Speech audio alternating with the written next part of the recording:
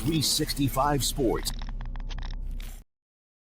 The Kansas City Chiefs have had their final practice of 2025. We have our final injury report ahead of NFL Week 18, and we look forward to the offseason as the Chiefs have been named a top landing spot for a very good position of need for them. We'll talk about all those reports here today on the Chiefs Report, a part of 365 Sports. I'm Jace Andrews. Hopefully you're having a wonderful day and a good start to your new year. And of course, we've got some stuff to talk about the Chiefs and their final game of 2026, or rather 2025 in the NFL season in 2026. I think that there can be some happiness about a win from this game. I don't want to go in here and say that this is a game where you win or you lose, and either way, it's a win-win or a lose-lose in some aspect, because if you lose, you just lost to the Raiders, but if you win, you just beat the Raiders, which is great, but you might have punched down your draft position. So kind of a lose-lose situation here in some aspects, but let me know your thoughts in the comment section if you're watching on YouTube, what you would rather see, and how, if you were the GM, or are you playing for the win here, or are you playing to say, hey, let's keep our draft position here in the top 10? Let me know your thoughts in the comment section, whether you're on Apple Music, Spotify, or on YouTube. Just let me know by tweet at me at Jace Andrews _ as well. And by the way, if you're on YouTube, make sure you hit that subscribe button. It's 100% free to do so. We've really appreciated the support that you've shown us over our past couple of shows, and we want to try and keep growing. And the best way to do so is for y'all to hit that subscribe button. It's 100% free to do so. Let's get into today's show, talking about a little bit of a free agency preview today, because, well, Bleacher Report came out with a couple of interesting reports on the Chiefs, and maybe not them specifically, but on the, let's say, NFL coming free agents, and labeled the Chiefs as a top landing spot for a, let's say, highly anticipated free agent. In fact, this one is projected to be a $29 million pending free agent. Now, this is obviously a start where you look at, okay, for the Chiefs, what are some positions of need / what is it going to look like in next season? Well, if we look at the free agents for the upcoming season for the Kansas City Chiefs, we can see a lot of names. Travis Kelce, potentially him seeing his career ended, not just with Kansas City, but in the NFL. Hollywood Brown as a free agent, Charles Omenihu, Jack Cochran, a linebacker. You also have Kareem Hunt, along with the end of the rookie contract for Isiah Pacheco. I don't think they bring back either of those guys. I'm going to be quite honest with you.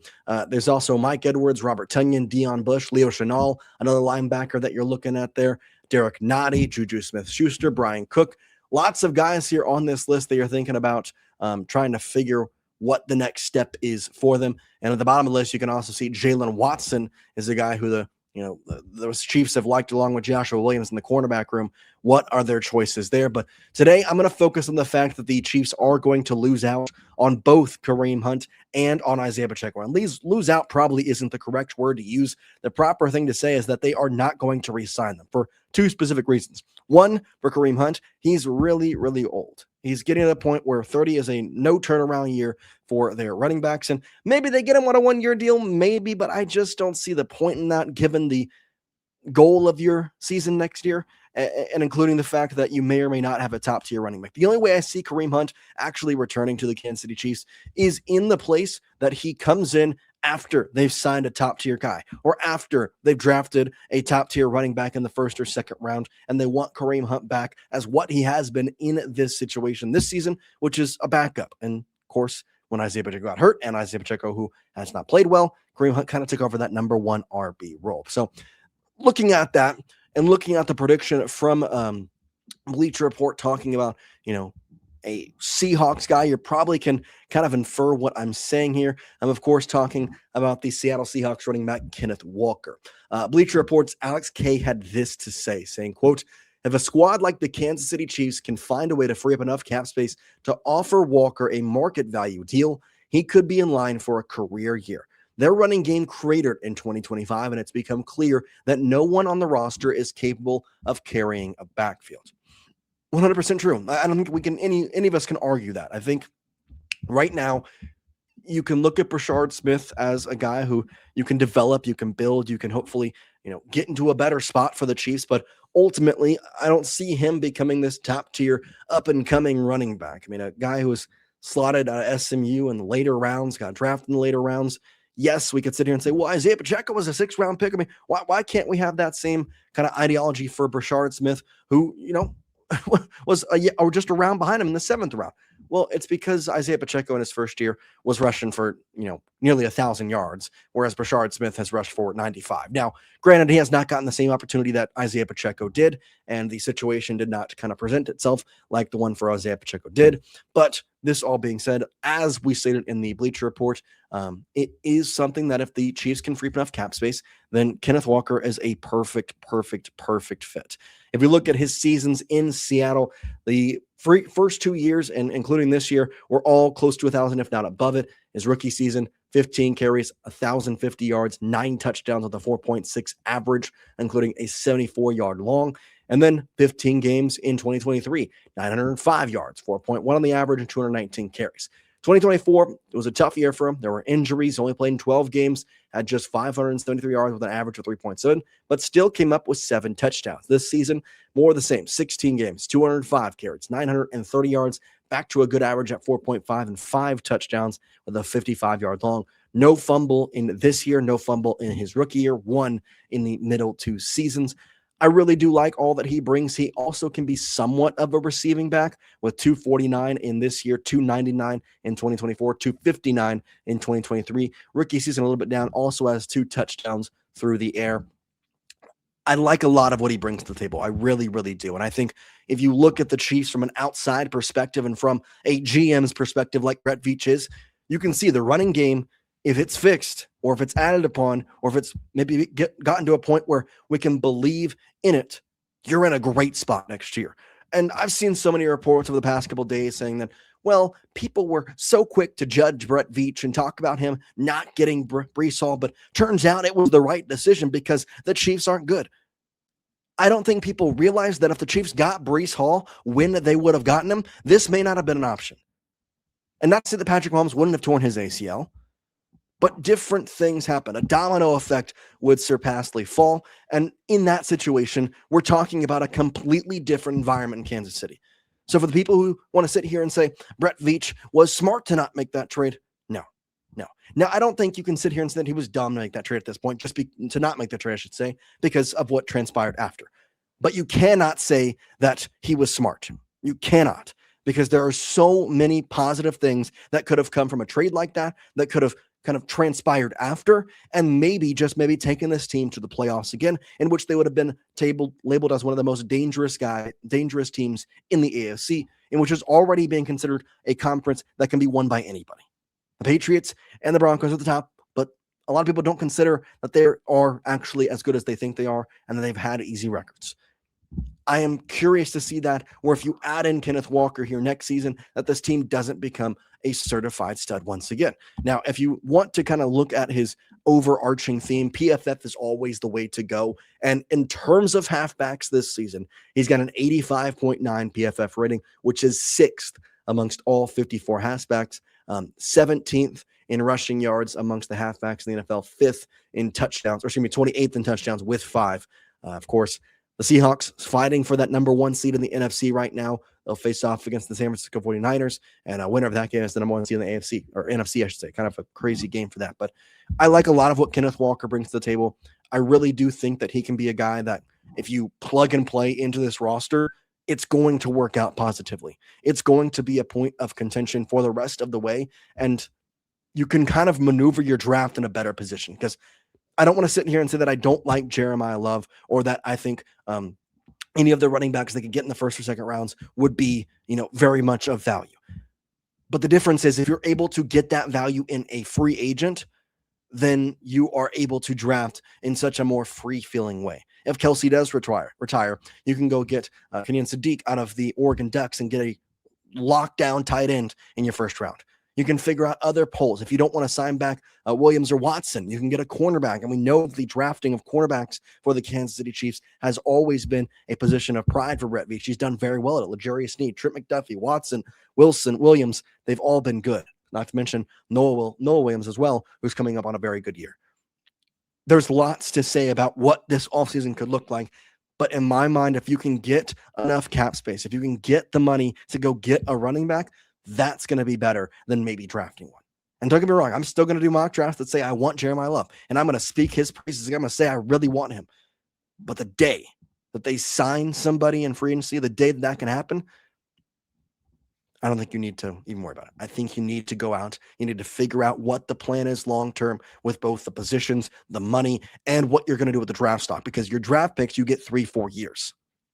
You could potentially sign a 3-4 year deal with Kenneth Walker, but are you going to want to do that? Are you going to want to go 2 years, go a little shorter, higher AAV, potentially on the money? It's a lot of decision-making for Brett Veach. But the good news is the Chiefs are not making the playoffs because they were a bad team. They're not making the playoffs because of injuries. They're not making the playoffs because of not winning the close games and games that they had won in previous years. They're still a top-tier team in my mind. They don't have Patrick Mahomes. Travis Kelce might be gone next year, which changes the way we look at this team. But it still is a positive affirmation to us that we can see the Chiefs and where they're going and the direction with them. And hopefully we could potentially see that in what Brett Veach ends up doing. Now, we don't get to make decisions. He gets paid the big bucks. So I trust what he's going to do. And I hope that Kenneth Walker does end up with the Chiefs. But again, it all does depend on, quite frankly, how much cap space they can create, how well they can restructure, who they're going to cut, and what ultimately is the number they can offer Kenneth Walker. We're going to take a quick break. We have the Chiefs injury report for their last game of the season against the Las Vegas Raiders. When we come back here today on part of 365 Sports, it's the Chiefs report. Protect your car with 3W Liners all-weather floor mats. Made from durable materials like TPE and rubber, our mats are designed to withstand rain, snow, and mud with deep grooves to trap dirt and liquids. For a custom fit and advanced protection, visit 3W Liners. That's the number 3, WLINERS.com today.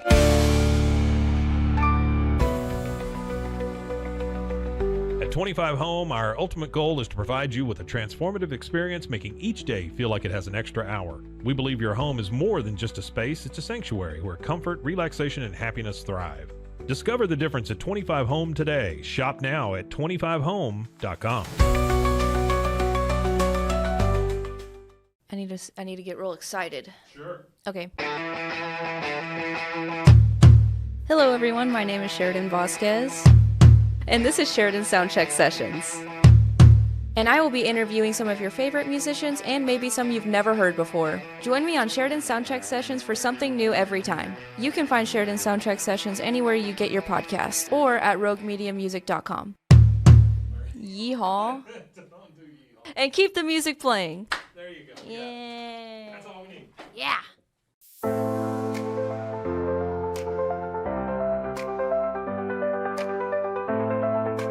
Get paid faster with Bill, the easiest way to send, receive, and manage your payments. No more delays, no more hassle. Whether you're a freelancer or a business, Bill makes payments seamless and secure, simple, fast, and reliable. Sign up today at Bill.com.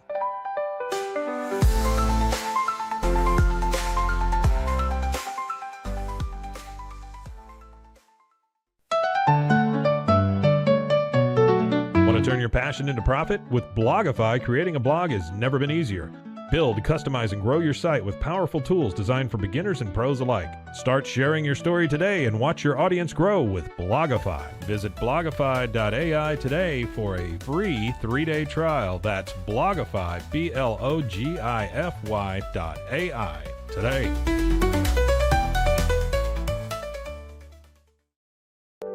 Overwhelmed by your inbox? Clean Email is here to help. Organize, clean, and manage your emails with powerful automation tools. Say goodbye to spam and clutter and enjoy a stress-free inbox. Try Clean Email today at cleanemail.com. That's CLEAN email.com. Stay connected no matter where you are with eSIM-X. Say goodbye to expensive roaming charges and physical SIM cards. With access to over 200 global carriers, we make mobile connectivity seamless and affordable for travelers worldwide. Join the future of communication today at esimx.com. That's ESIMX.com. Farmhounds offers natural treats and chews made with quality products that support family farms, regenerative agriculture, and humane farming practices. Give your dog the best with wholesome, organic ingredients that promote health and happiness. Shop now at farmhounds.com.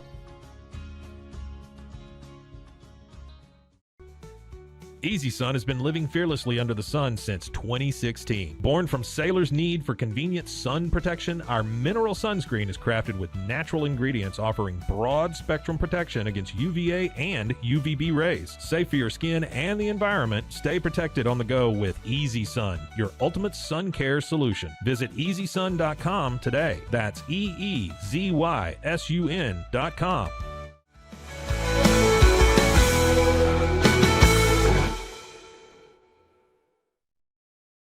Welcome back here to the Chiefs Report, part of 365 Sports. Jace Andrews, Jordan, you here, and talked a little bit about the free agency season for the Kansas City Chiefs as they are in what is their final practice day of 2025. And we got some final injury reports as well, and some interesting ones for sure to talk about. So let's go with the Chiefs injury report heading into their final game against the Las Vegas Raiders. I said kind of a lose-lose situation because if you win, it's great, but you also kind of dump out on your draft position in some aspect. But if you lose, you lost to the Las Vegas Raiders, and I really don't want to do that. And I mean, they're looking for the number one pick. They're sitting everybody and anybody they can. But besides the point, looking at the Chiefs injury report today, a couple of interesting things. So first of all, Trey Smith did not practice all week. He is officially out.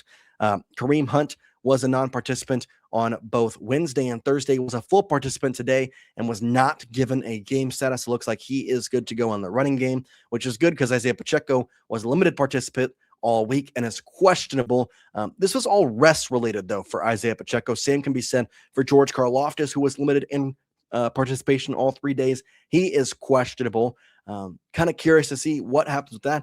Obviously Karlaftis under contract and with the Chiefs, whereas Pacheco not. So it's kind of an interesting fact. I mean, if you're resting him, would you think you're going to kind of re-sign him in that aspect? I really don't know what's going to go on at that point, but we'll see with that. But an interesting one that did come up, Xavier Worthy. He's been out all week with an illness, and he is now doubtful to play this Sunday for the Kansas City Chiefs. Worthy, who had kind of a bad start to the season, getting a shoulder separated after running into Travis Kelce in Rio in Brazil, facing off against the Chargers. Little did we know what a season we had in store for us after that. He ends up being doubtful and most likely out for this upcoming game, which kind of stinks. Worthy, in his sophomore season, actually had, I'm going to call it a better year. I know the touchdowns weren't there, 6 touchdowns in 2024 his rookie season, and then just 1 here in 2025. However, he played in only 14 games. He'll probably only play in 14 games now with the doubtful, and 532 yards, a 12.7 average, 42-yard long, 42 receptions on 73 targets, so a lot better with the receptions and targets range. So I am excited for him to have a fully healthy season next year, hopefully, and maybe build on this and make it better. But it just stinks because a first-round draft pick out of UT kind of not been as good as we would have hoped in some aspect. And I'm not saying he's bad, but you just kind of expect a little bit more in some ways. And I think this year he was kind of on a pace too. If he didn't have to play through a shoulder injury the entire time, I would think it could probably potentially close to a 800, 900-yard season this year for him. But unfortunately, that was not in the cards, and you just have to live with it and be okay with that. So looking forward now into the rest of the guys who are on the injury report. Jaylon Moore, offensive lineman. We know how badly this offensive line has been hit, and looks like Moore is going to be out, which, again, I don't know how to feel because, like, I want the Chiefs to win, and it's a piece of me that, like, I can't have where I'm like, oh, yeah, well, losing would be good for the draft, but I don't know. It's just a piece of me like you never root against them. You're not going to root for them to lose, and so especially for how long we've gotten kind of spoiled in some ways with the Chiefs and how they've been in the playoffs, especially for a majority of my life. But Jaylon Moore looks like he is a questionable limited participant in Wednesday, Thursday, and Friday practices with a knee injury. My bet is he plays, maybe if it is just out of necessity because of how thin they are on the offensive line, if that's the way you kind of want to put it. I mean, we go back here to the Chiefs depth chart and we can see that offensive line without Trey Smith already is going to have Mike Caliendo jump in. Rebecca Godric will jump in for Jaylon Moore if so, but then your backups on the right side of the line are CJ Hansen, and that's about it. Especially on the tackle position, you're going to have maybe Mike Caliendo could jump in and play that tackle position. It's just it's a world of hurt right now for the Kansas City Chiefs in that aspect. A couple of other guys who are on the injury report, but looks like they're playing. Christian Fulton, his knee and wrist, full participant all week, though. James Winchester, the long snapper, one of the longest guys on the Chiefs, full participant on Wednesday, did not participate on Thursday with an illness, full participant on Friday. Derek Nottie, full participant all week. However, he is listed on the injury report with an illness. That's just, again, doing the Chiefs' due diligence, making sure they don't get anything with it. Jerry Tillery had some personal things this week. He was not even present, looks like, Wednesday and Thursday, or was a non-participant on Friday and wasn't even a part of the injury report Wednesday and Thursday. He is questionable for this upcoming game against the Las Vegas Raiders. Just quickly going to the Raiders side of things, and it doesn't really matter that much. Geno Smith is out with an ankle injury. Dylan Parham, their guard, he's out. Adam Butler, defensive tackle, is out. Raheem Mostert, backup running back for them, he's questionable with a non-participation or limited participation on Thursday and Friday. And then Tyler Lockett is unspecified. He is a full participant in both Thursday and Friday. The potential is there for Lockett for this to be his final game in the NFL if he does want to retire. So I think he might actually play. And then Jack Beck, a wide receiver, he was actually on the injury report the last time the Chiefs played the Raiders. He is a full participant on Wednesday, Thursday, and Friday. No game status for him. Just kind of doing, again, their due diligence, putting everybody they need to put on the injury report. But kind of an interesting game here for the final one of the season for the Kansas City Chiefs for a multitude of different reasons. And for now, I'm going to give you a score prediction. Going to talk about the game for a second. But ultimately, like I said, to me, it's a lose-lose. It really is, because I don't want to lose to the Raiders. I don't, and it takes everything in me to even think about the Chiefs losing for a positive notion, but that's how they sit. 9th pick in the NFL draft right now, 9th overall pick, and I'm just thinking of the things they can do with that pick, especially if they're able to get some potential guys in free agency, if they're freeing up money. You add in some easy positions or cheap positions potentially, and you can draft in some other ways. It just opens up a world of opportunities. But for this game, the Raiders and the Chiefs, I think the Chiefs are going to win. I mean, they're not playing Geno Smith. The Raiders legitimately are the worst team in the NFL. I kind of said that from the start, that they are playing like the worst team in the NFL, and they should be the worst team in the NFL. And here we are. They are the worst team in the NFL. Kind of crazy that they actually they beat the Patriots in week 1. Kind of wild to think back to that, but weird. Anyways, I'm going to say the Chiefs win this one. I'm not going to say high scoring. I'm going to say 17-7. I think the Raiders get a touchdown. I think that the Chiefs are able to, play well. Their defense played fantastic against the Denver Broncos in week 17 on Christmas Day. I would love for Travis Kelce to get one last touchdown. I think we all know what's going to happen after the game. I think we all know where Travis Kelce is heading after this season. And it's sad. I'm going to obviously be watching the game knowing that this is potentially the last time I'm going to see Travis Kelce out there on the NFL field. Not just for the Chiefs, but for anybody. And it's a hard thing to think about, but I do think the Chiefs get the win 17-7. Again, if you made it this far watching on YouTube, first of all, you're a real one. Really do appreciate you. And let me know your thoughts in the comment section on this game. What's your score prediction? Do you believe the Chiefs will beat this one, win this one? Let me know your thoughts down below. But so much to kind of break down as soon as that game is over, with free agency, draft, and lots of things to kind of discuss. So make sure you stick around with us here all off season. We're going to keep posting and keep going, and hopefully we're going to keep growing here as well. So we appreciate each and every single one of you. We hope you have a great rest of your day, and we will see you at the end of the Chiefs season. Peace out, everybody. 365 Sports.